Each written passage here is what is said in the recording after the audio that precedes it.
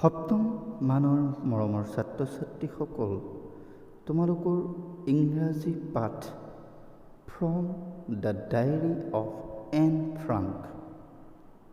এই পাঠটোৰ আজি আমি দ্বিতীয় খণ্ডটো আলোচনা কৰিবলৈ আগবাঢ়িছোঁ। এই খণ্ডটোত আমি ইয়াৰ আছামিজ এক্সপ্লেনেশ্যন অৰ্থাৎ অসমীয়া বিশ্লেষণ আগবঢ়াবলৈ চেষ্টা কৰিম।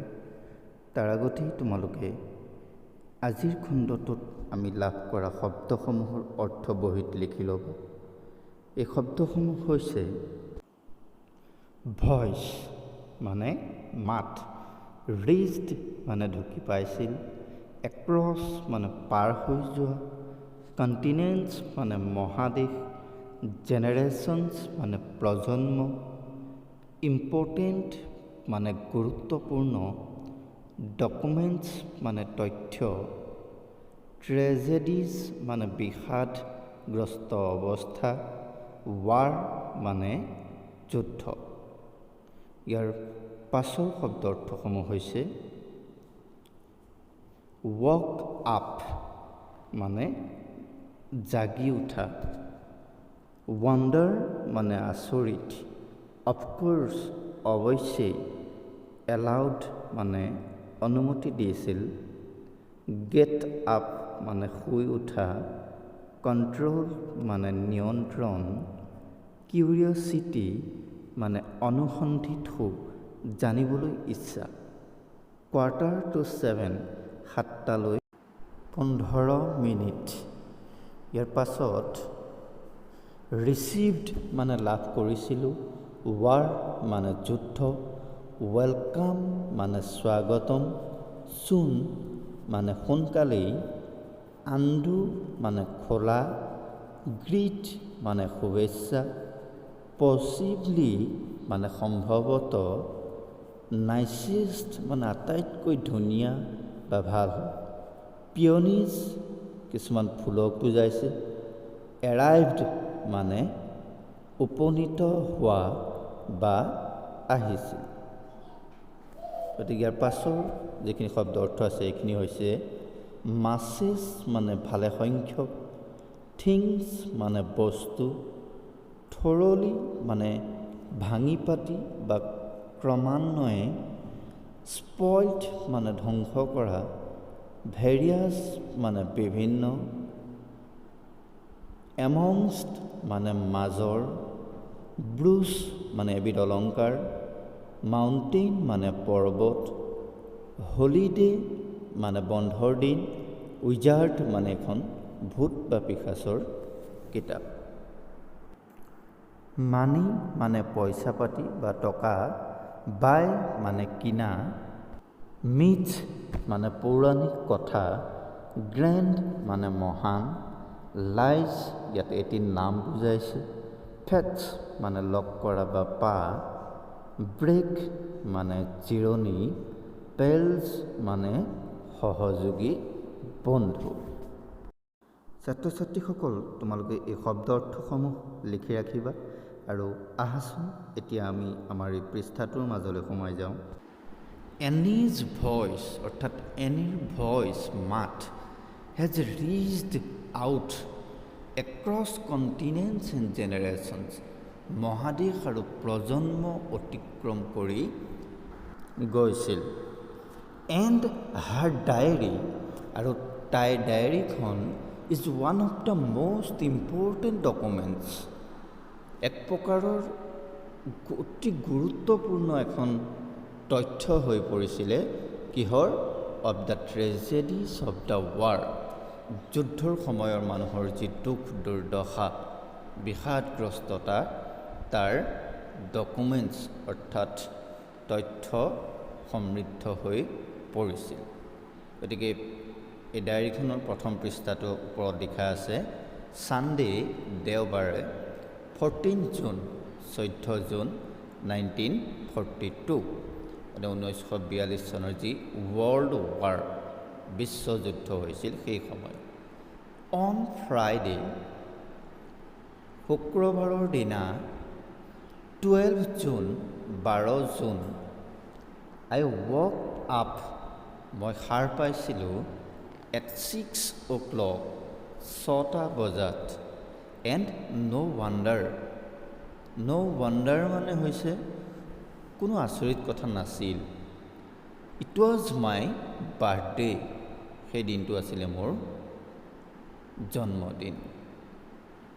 But of course, কিন্তু অৱশ্যেই I was not allowed, মোক অনুমতি দিয়া হোৱা নাছিল to get up, বিচনাৰ পৰা উঠি আহিবলৈ at that hour, সেই সময়ছোৱাত বা সেই ঘণ্টাত।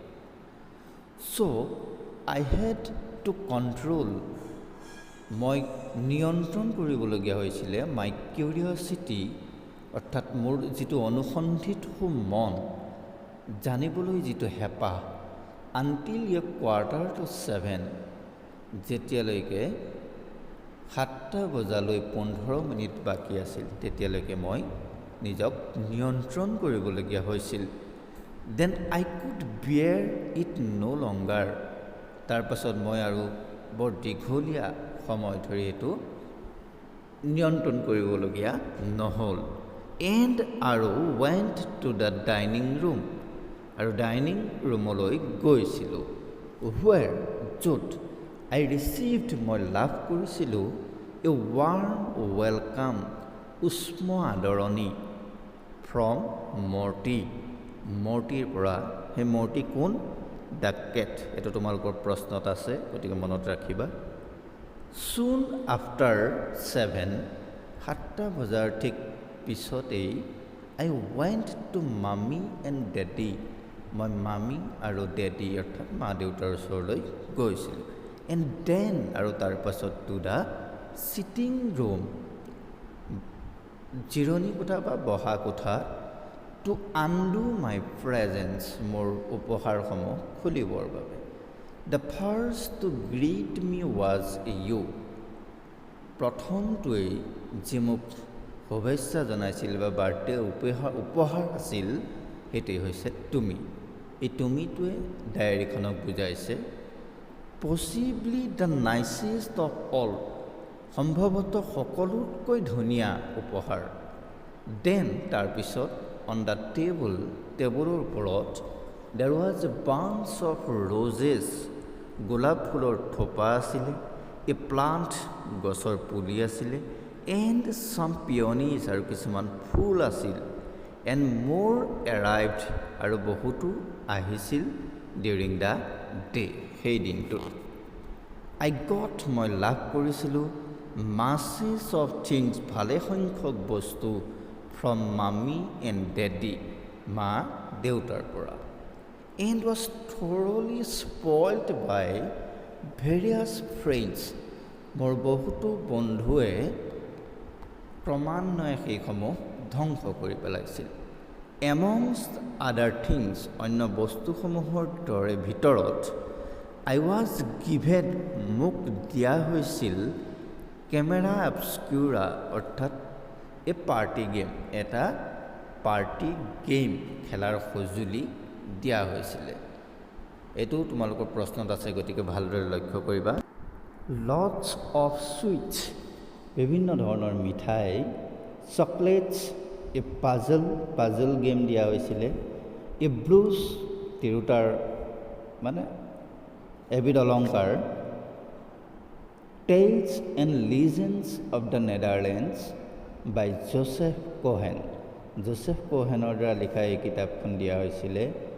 ডেইজিজ mountain holiday, a wizard book, অৰ্থাৎ ভূত পিশাচজনিত সম্পৰ্কীয় এখন কিতাপ দিয়া হৈছিল। এণ্ড চাম মানি, আৰু কিছুমান টকা দিয়া হৈছিলে, অলপ টকা দিয়া হৈছিলে। নাও, এতিয়া আই কেন বাই, মই কিনিব পাৰোঁ the myths of Greece and Rome, Greece আৰু ৰোমৰ যি পৌৰাণিক কথাৰ সেই কিতাপ মই কিনিব পাৰোঁ। গ্ৰেণ্ড মানে কিমান ভাল লাগিছে এই কথাটোকে বুজাইছে।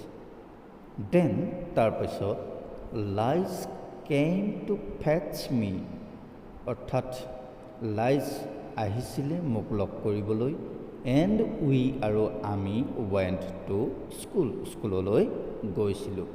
ডিউৰিং ব্ৰেক, জিৰণিৰ সময়ছোৱাত আই ষ্টুড এভৰিৱান চুইট বিস্কিটছ, সকলোকে মই কি কৰিছিলোঁ, বিস্কিট দিছিলোঁ। এণ্ড দেন আৰু তাৰপিছত উই হেড টু গ' বেক টু আৱাৰ লেচন, আৰু তাৰপাছত আমি আমাৰ পাঠলৈ ঘূৰি গৈছিলোঁ বা পাঠ গ্ৰহণ কৰিবলৈ গৈছিলোঁ। নাও আই মাষ্ট ষ্টপ, এতিয়া মই শেষ কৰিবই লাগিব। Bye bye, we are going to be great pals, অৰ্থাৎ আমি খুব সুন্দৰ বা এক ঘনিষ্ঠ বন্ধু হ'বলৈ গৈ আছোঁ। গতিকে আজিৰ এই খণ্ডটিত মৰমৰ ছাত্ৰ ছাত্ৰীসকল, এই ডায়েৰীৰ প্ৰথম পৃষ্ঠাটো আমি আলোচনা কৰিলোঁ। ইয়াত কেইবাটাও প্ৰশ্ন আমাৰ অনুশীলনী দিয়া আছে। ছাপ'জ কেমেৰা অবস্কিউৰা মানে কি, বা মৰ্টি কোন, এই প্ৰশ্নসমূহৰ উত্তৰ নিশ্চয় তোমালোকে কৰিব পাৰিবা। পৰৱৰ্তী ক্লাছত আমি ইয়াৰ শেষ অংশটি আলোচনা আগবঢ়াম। সকলোকে আন্তৰিক ধন্যবাদ জনালোঁ।